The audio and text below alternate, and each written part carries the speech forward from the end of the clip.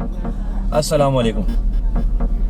हमारे यहाँ बचपन से हमें यही सिखाया जाता है कि बेटा उन सब्जेक्ट्स पे ध्यान दो जिसमें तुम वीक हो। साइंस तो तुम कर ही लेते हो, मैथमेटिक्स पे ध्यान दो। उर्दू तो तुम्हें लिखना आती है, सिंधी पे ध्यान दो।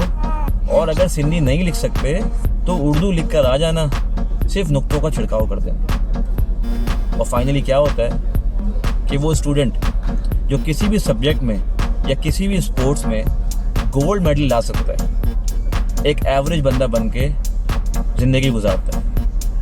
उसके वालिदैन, उसके टीचर्स और उसके कोचेस तीनों मिलके उसका टाइम उसकी वीकनेस पे ज़्यादा लगाते हैं, ना कि स्ट्रेंथ्स पे।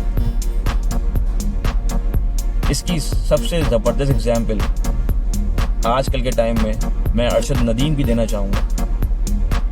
अरशद नदीम का ताल्लुक पंजाब के एक छोटे से शहर मियां चुन्नू से। इस बंदे को मैं दाद इसलिए देना चाहूँगा, इसके हौसले और इसके अज़म की दाद मैं इसलिए देना चाहूँगा कि इस बंदे ने जेवलिन थ्रो में, जिसमें पाकिस्तान ने शायद ही कभी पार्टिसिपेट किया हो, इसने जेवलिन थ्रो के अंदर पाकिस्तान को गोल्ड मेडल ला के दिया कॉमनवेल्थ गेम के अंदर। आप अंदाज़ा लगाइए कि पाकिस्तानी लोग, हम लोग कितने टॉक्सिक हैं। इस बंदे ने जब ये प्रैक्टिस करता होगा तो लोग इसका कितना मजाक उड़ाते होंगे कि यार ये भाग कर आ रहा है और एक नेज़ा फेंक रहा है। ना ही तो कोई गवर्नमेंट की सपोर्ट है, ना ही कोई ब्रांड्स की सपोर्ट है, ना स्पॉन्सरशिप है।